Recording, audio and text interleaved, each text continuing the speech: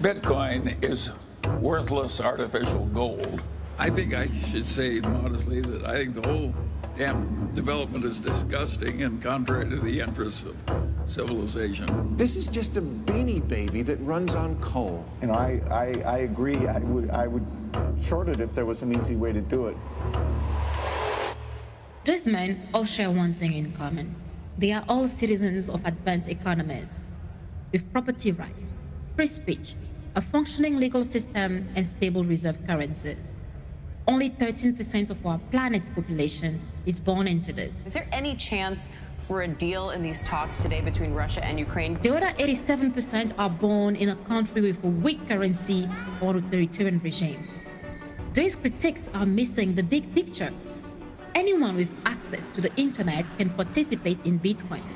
It runs on a network that does not discriminate. While Western headlines focus on Coinbase going public and tech bros getting fabulously rich, more than double the company's valuation, with there is a revolution happening worldwide.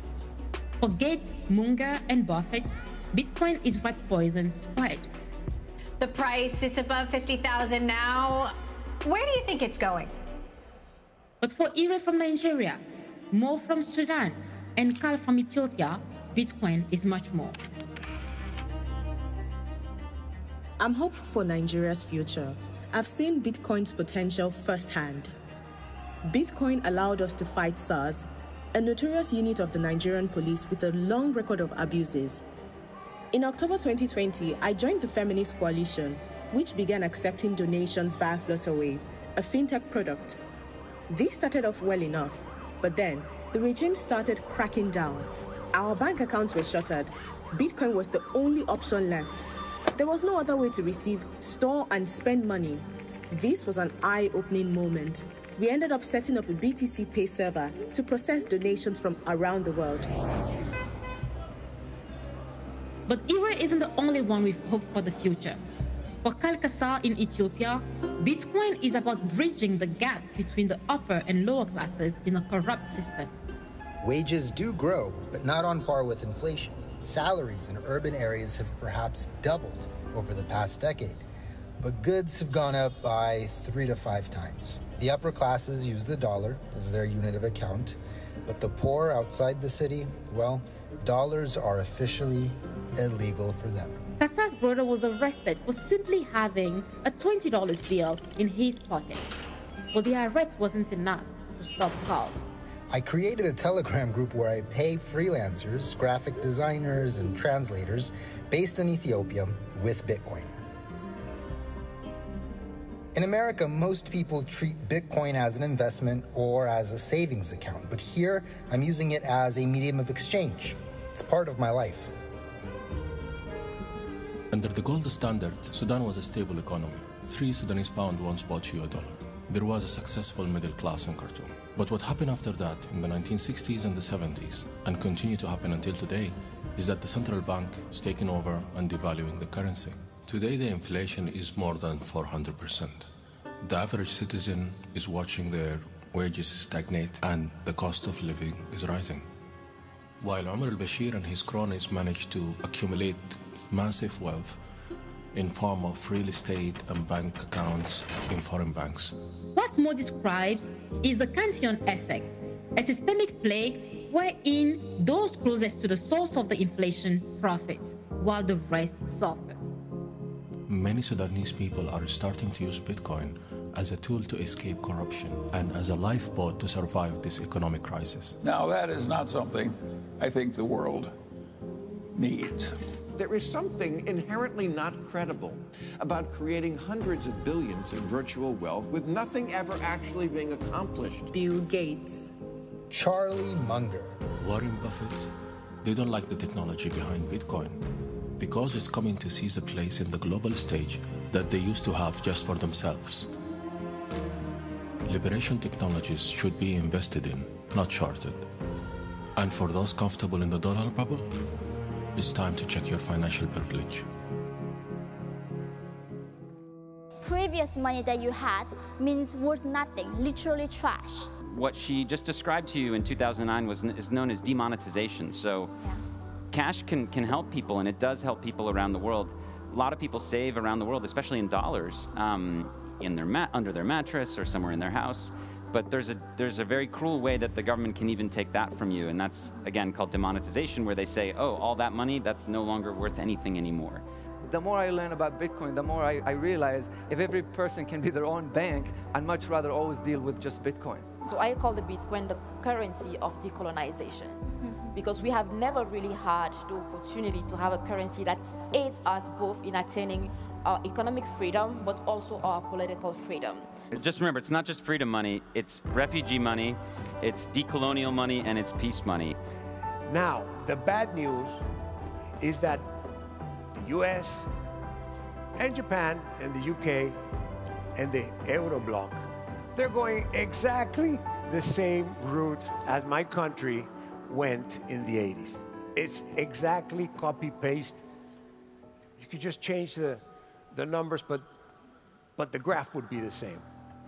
So the Federal Reserve has a lot of assets. That must be great, wasn't it? And they're buying bonds. That must be great. Well, actually what they're doing is making fake money out of thin air and loaning it out to create purchasing power. To the tune of, we're now $9 trillion of fake savings made by the Federal Reserve. And this is up. Bitcoin solves the fiat Ponzi. No other shitcoin solves the fiat Ponzi. Germany was a highly civilized country until it got hit by the inflation in Weimar. Fiscal policymakers issued a $2 trillion package after the economy was doing very well, and it came after the first $1 trillion package. Altogether, that was 26% of US GDP. The largest one before that was the Marshall Plan at 2% of GDP. So you can make all kinds of excuses on supply chains and all the geopolitical issues, but when you pump that much money into the economy, you're going to grossly devalue that currency. Bitcoin is the oldest, most decentralized, secure, credibly neutral blockchain, but it has no pre-mine. It has no foundation to fund grants and fuel inorganic growth on its platform. And that makes investing in the Bitcoin ecosystem and in Bitcoin companies a lot different than in the broader cryptocurrency ecosystem. In 2021, $33 billion was invested by venture capitalists in crypto and blockchain companies, but only a tiny portion of that went to Bitcoin-only companies. You had so many smart people that had a lot of money and power saying, Bitcoin looks too good to be true. It's so good, someone's going to ban it. Right? We heard that. And I think a couple of weeks ago with the executive order, what we had was the President of the United States giving a green light to Bitcoin. And I asked, when's the last time the President of the United States directed the government to embrace a new asset class? The answer is never. So I think that Bitcoin should be taking a victory lap. 3 years ago, you wouldn't have seen that at all. So it's starting, it's slow, but that 200 trillion I mentioned in cash and fixed income, if you take just 10% of that, that's $20 trillion, right? And I'm not saying it's all going to go into Bitcoin, but I think people are starting to see it. Well, that's the number one thing you can do is educate the world on Bitcoin and let people know they need to figure out Bitcoin. And every one of you does make a difference, because I would never get those meetings if it wasn't like someone that went and said, you got to pay attention. Now, 6 months ago, I'm getting calls from these really large institutions saying, you know what, I'm building a small bucket here of Bitcoin. And they're experimenting. The key is, for this to really, really be big, is they have to make money. Once they dabble in, if they start making money, the floodgates will open. Can I just say one thing? What's really important about that is he's referring to sovereign wealth funds as well. So when you start having these $100 billion, $500 billion entities, sovereign wealth funds, talking about exposure in Bitcoin, adding exposure in Bitcoin, the next thing is for the central bank and the next thing is for that government. And so 4 years, I've been the CEO of SoftBank International, and we're investing in disruptors of the digital economy and investing about $1 billion a week and manage about $300 billion. Then I started seeing what I like to call the Bitcoin revolution. And about 3 weeks ago, I quit my job at SoftBank in order for me to learn more and start putting all my knowledge towards this new revolution that we're seeing. And I like to call it the Bitcoin revolution, which is what's going to happen next. Right. And here's the funny thing. When you get somebody to invest in Bitcoin for the first time, and let's say you get them to 5%, right? And they have 95% in other stuff, it's like they forget the 95%, right? It's they're focused on this 5%. Chill the fuck out, okay? Sit down and I'll talk to you guys in 20 years. The Bitcoin price is a rounding error. And I mean that sincerely. None of us are smart enough to say whether it's worth 25,000 or 55,000. What we are smart enough to say is there's a high probability that it goes way the heck higher from here. And you're supposed to actually be happy if the price goes down so you can buy some more. For the fucking kids.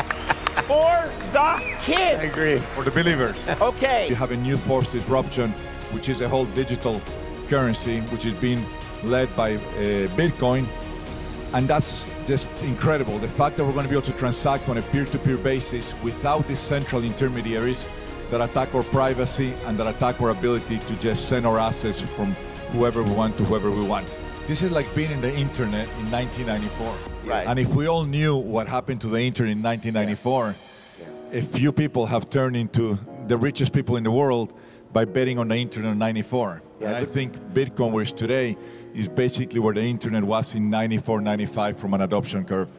Hyperinflation really damages two kinds of people. The most vulnerable. Number one, it ends any pension that you might be expecting down the road. Your savings are wiped out. So people that depend on their savings are very hardly hit. Young guys, we can always get a salary increase, move from here to there, they'll make it. Older people who have saved all their lives and depending on a pension, they're going to have the hard end of the stick coming to them. The other kind of people that are really damaged by hyperinflation are the poor people because they don't have assets. So it's not a pretty sight.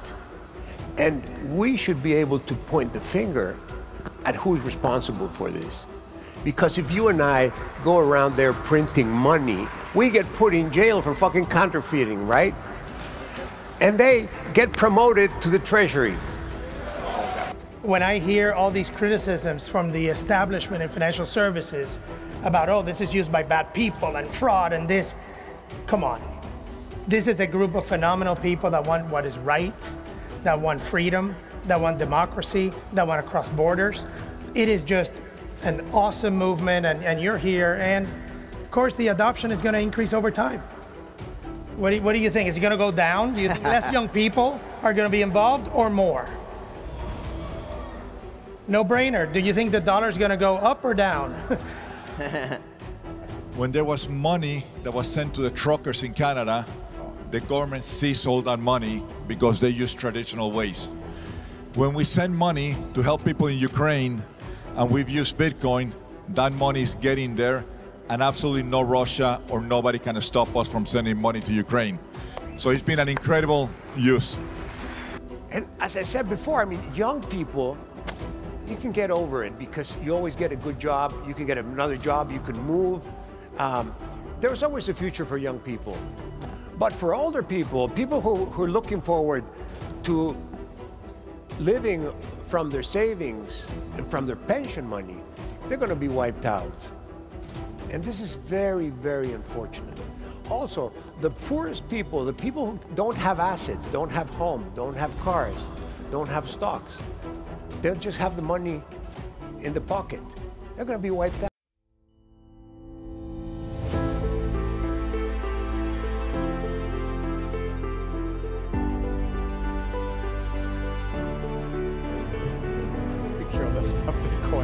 Otherwise, it ain't about it.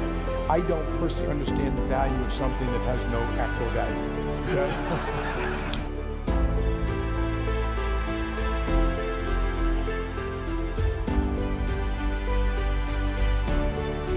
Cryptocurrencies are a crock.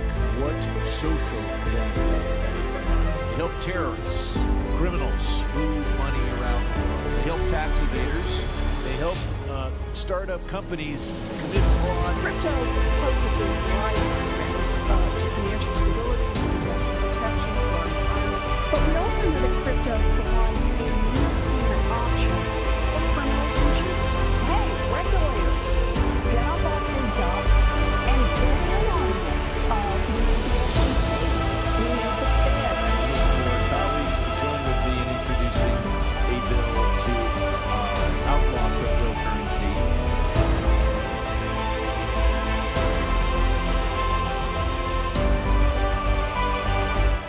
So ladies and gentlemen, I'm here, in case you all don't know, to tell you that Bitcoin users are under attack. In the EU, they proposed legislation that would ban proof of work. Governments are linking Bitcoin to terrorist financing. In New York, their state legislature is considering a moratorium on Bitcoin mining right now. Politicians and big corporations are no longer laughing at us. They're using every political trick in the book to stop a global financial revolution. So, how do we stop them from winning? We fight. And you know what the next trick they have up their sleeve, these people? It's called a very nice acronym. CBDC. Central Bank Digital Currency. That's even worse than the dollar. It's much worse than the dollar because if the CBDC is issued, these people will have full control over how you can spend your money.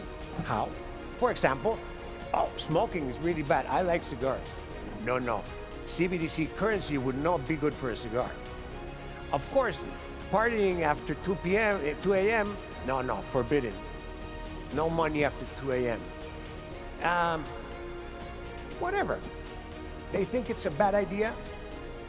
They close your capacity to spend your money. Furthermore, they will be tracking 100% of all your spending and what you spent and how you spent it.